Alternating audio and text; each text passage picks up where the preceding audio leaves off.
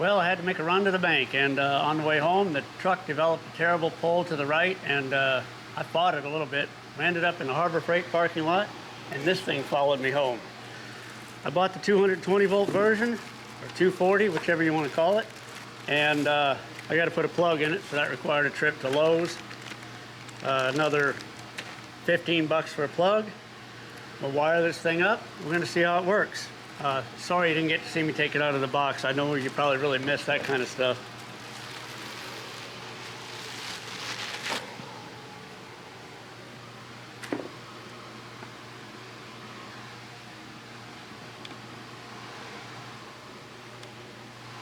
There's got to be a screwdriver in this place somewhere.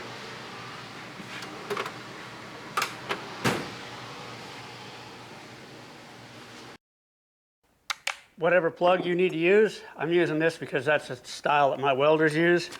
Your plug will come with instructions on how to wire it. And now all I'm going to do is put the handles on, line these up, and we'll give it a test. All right, let's plug it in, see if it blows up.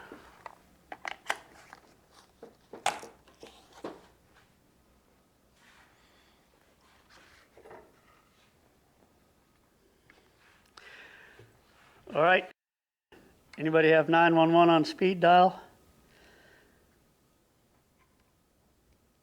Touch them together. Woo! That made quick work of that. Very quick work of it. Put one over here on the other edge of it.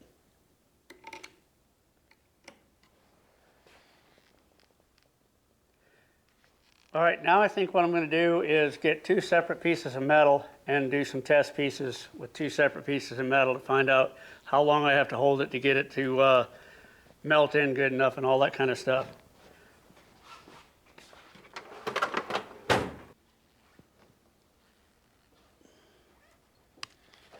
Well, I think that might have held. Might have.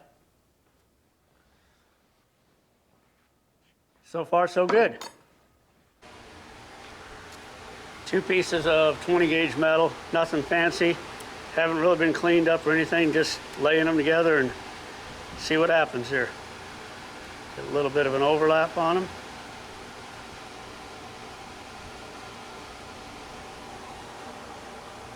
That looks like enough. And pop.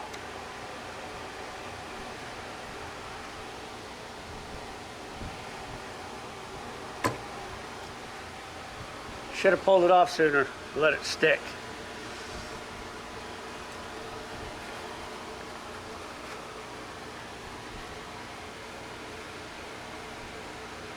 That's plenty good for a spot weld.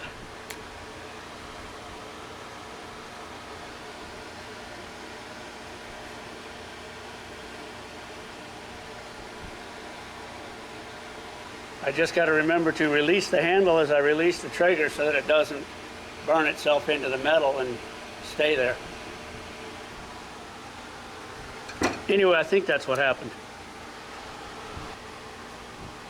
Give me a fresh piece of metal here.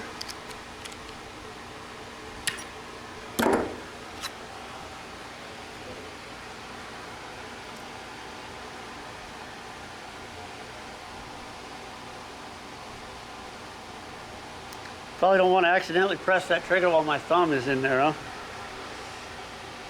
All right, a little bit of pressure on it, and I did it again.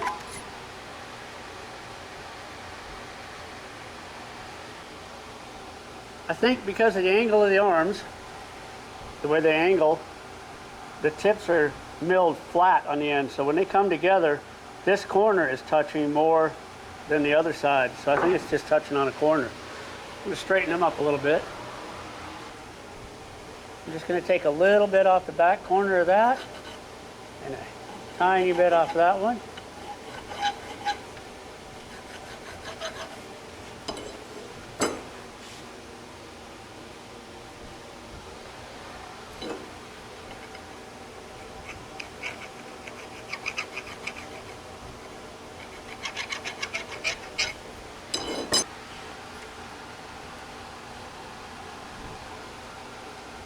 All right, let's try this again.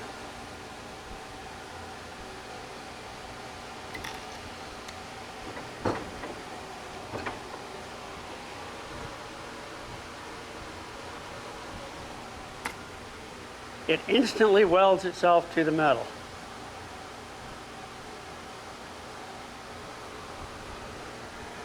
But it makes a solid weld.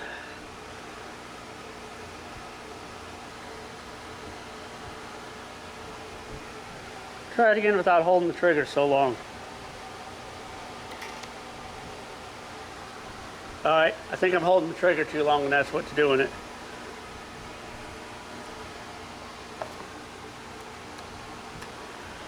I'm gonna have to cut myself another scrap of metal.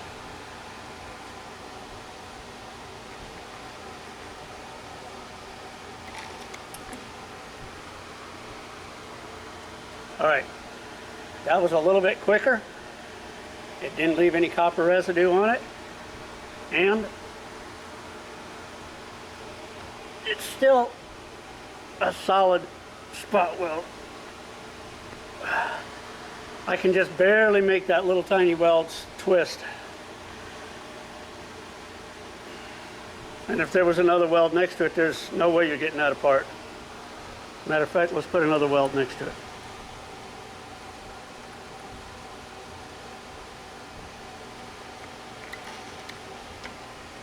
Yep, that's exactly what it was. I was holding the switch on too long.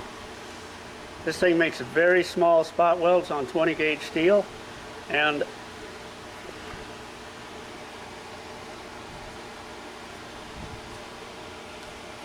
holds it together perfectly. Well, after doing several test welds with this thing, I think it's definitely got the power you need to put a spot weld in just about anything you're ever going to do in the shop. I think the 120 volt one would have done just fine as far as welding sheet metal panels together, like 18, 20 gauge stuff like that. This one here is a 240 volt version, and the reason I went with it is because I have 240 in the shop for the welders, and I have a nice long 240 volt extension cord, so I can get anywhere I need with 240 volts. So now, I guess what I need to do, finish working on that panel, put some spot welds along that edge, see how that works out for me.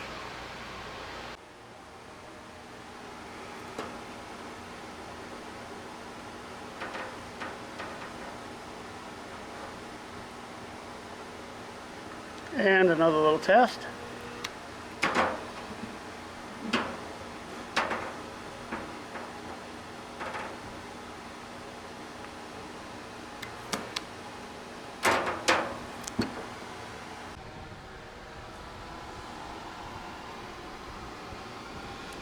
Well, let's take a little overview of it here. That's where we're at so far. Not looking too bad for an amateur working on it. Angles are coming out pretty good. Curve is what I'm looking for.